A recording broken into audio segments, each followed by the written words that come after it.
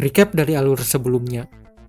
Claire diculik oleh sebagian dari kultus Diabolos yang dipimpin oleh Pinscott Grace. Cid menyangka Claire diculik oleh bandit biasa, walaupun Beta sudah ngasih hipotesis Shadow Garden bahwa Claire diculik oleh anggota kultus. Dengan alasan kultus menduga Claire keturunan dari pahlawan, di sini Cid mengiyakan aja, ngikutin plot yang Cid sangka itu cuma buatan oleh Shadow Garden. Shadow Garden bergerak menuju sebuah fasilitas rahasia milik kultus, yang wilayahnya nggak sengaja ditemuin sama Cid dengan melempar pisau secara acak di peta. Pertarungan terjadi di sana antara kultus sama Shadow Garden. Cid ngalahin Grace dan nemuin Claire terikat di fasilitas itu.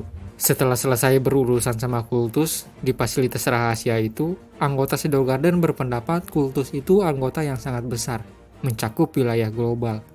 Mereka meminta izin kepada Cid buat menyebar juga ke seluruh dunia. Tapi di sini Cid menyangka anggota Shadow Garden ingin membubarkan diri. Cid mengizinkan mereka untuk menyebar ke seluruh dunia. Dan Cid nggak masalah kalau cuma dia aja yang bermain sebagai penguasa bayangan.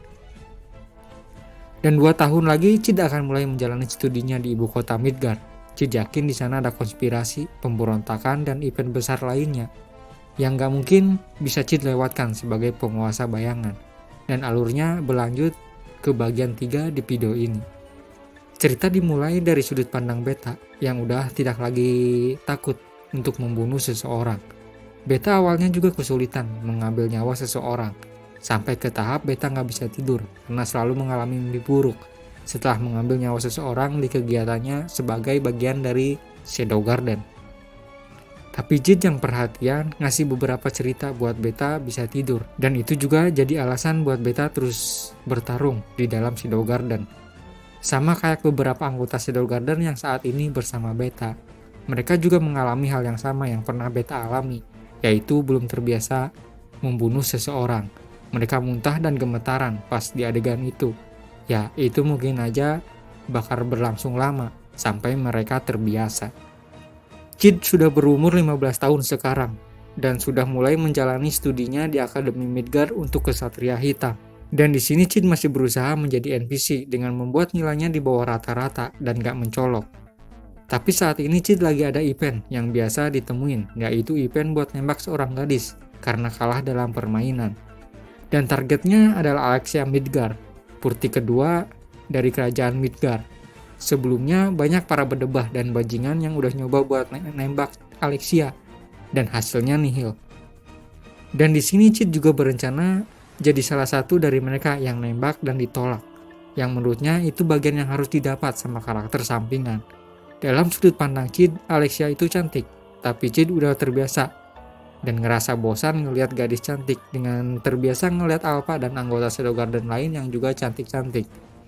Cid sudah mempersiapkan cara pengakuan paling karakter sampingan, dan pas hari hanya pengakuan Cid diterima sama Alexia. Setelah itu, Hyoro dan Jaga teman dari Cid mempertanyakan keanehan kenapa Cid diterima sama putri Alexia sedangkan yang lain ditolak. Cid juga mengiyakan pendapat mereka kalau hal itu aneh dan seharusnya nggak pernah terjadi. Saat perbincangan itu masih berlangsung di sebuah kantin akademi, dan setelah itu Alexia datang di meja mereka sama beberapa pelayan yang membawa beberapa makanan kelas atas. Di sini Cid mengambil beberapa makanan Alexia dan bersikap santai di sekitar Alexia. Setelah Cid memakan beberapa makanan milik Alexia, Cid berniat meninggalkan tempat itu, tapi ditahan oleh Alexia.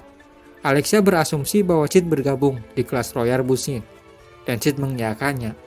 Akademi mewajibkan siswanya buat mengambil kelas seni senjata yang sekiranya cocok untuk mereka sendiri. Alexia meminta Cid untuk datang bersama di kelas Bunshin. Cid menolak karena Cid ada di tingkatan berbeda.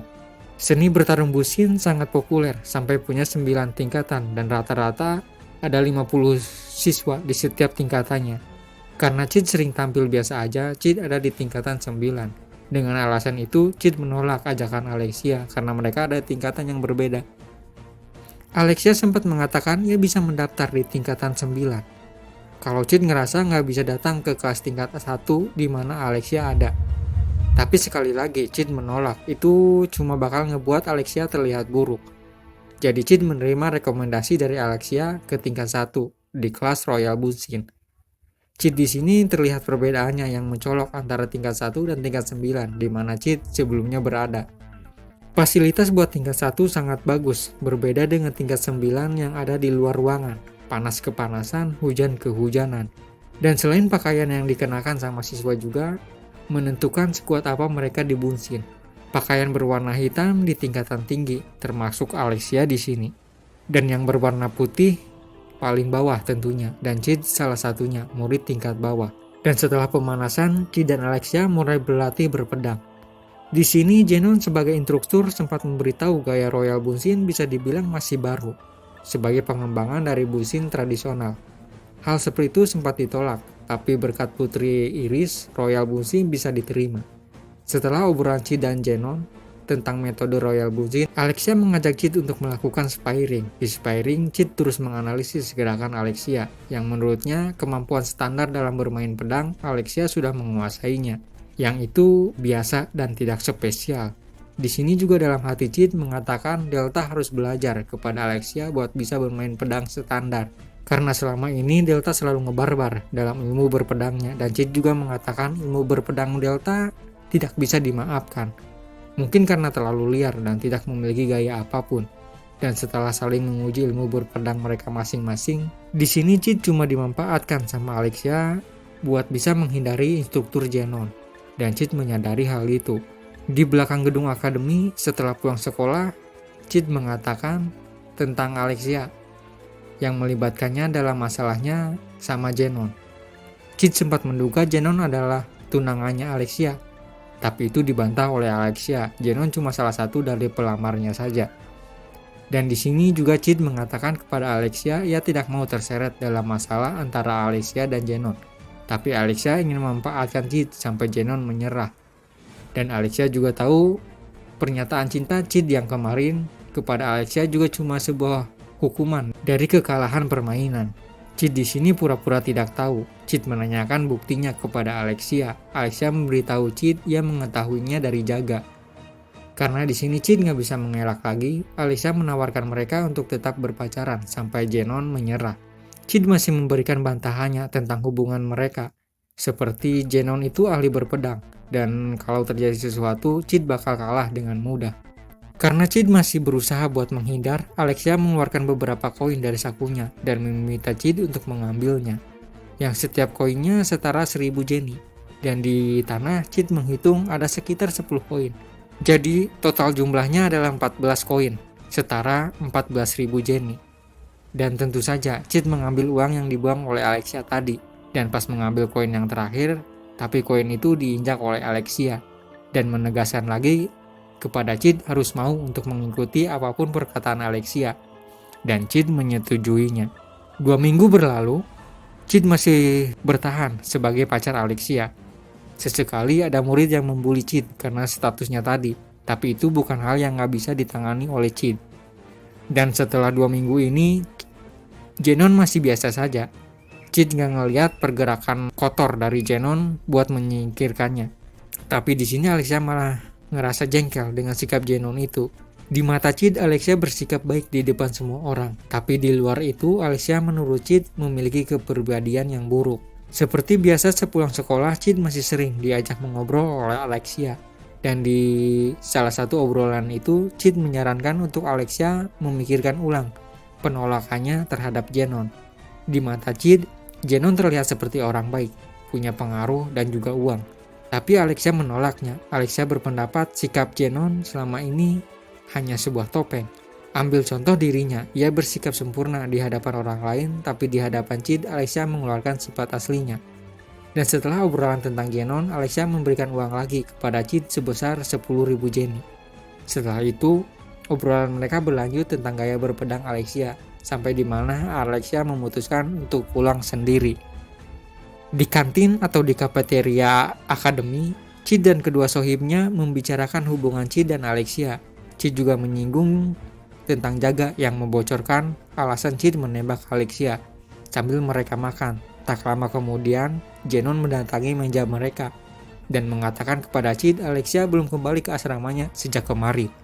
Jenon mengeluarkan sapu tangan milik Alexia dan menduga Alexia telah jadi korban penculikan. Dan di sini Cid merasa senang Alexia diculik. Tapi di balik kesenangan itu, Cid di sini yang dicurigai sebagai orang yang terakhir bersama Alexia kemarin. Dan Jenon meminta Cid untuk ikut bersama Ordo untuk memberikan keterangan. Cid ditahan selama 5 hari dan diinterogasi. Dan di malam harinya Cid dibebaskan dengan dilempar dalam keadaan telanjang, hanya mengenakan celana dalam saja. Setelah itu Cid memakai kembali pakaiannya dan di sini juga beberapa kuku Cid dicabut. Kayaknya itu bagian dari metode interogasinya. Cid berjalan pulang dengan keadaan babak belur dan basah kuyup oleh darahnya sendiri. Dan di sini Cid berusaha menenangkan dirinya untuk bersabar dan tidak mempermasalahkan hal sepele. Toh para Ordo itu hanya menjalankan tugas mereka saja. Di saat Cid berjalan pulang, Cid merasakan ia masih dibuntuti oleh 2 orang.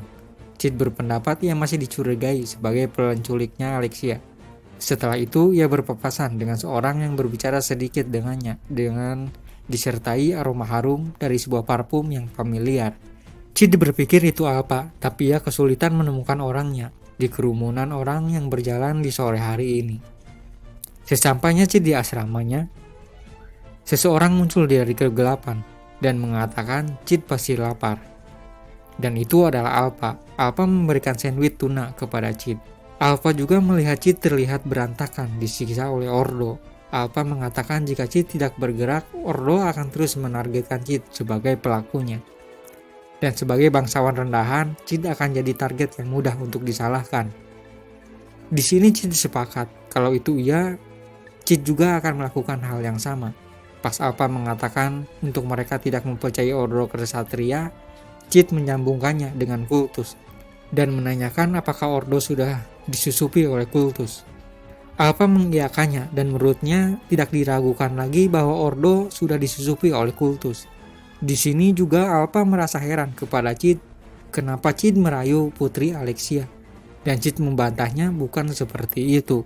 Tapi Alpa berpendapat mungkin Cid punya alasan. Alasan yang tidak bisa diceritakan kepada mereka. Ketika Alpa berniat meninggalkan ruangan Cid, Cid menanyakan rencana mereka.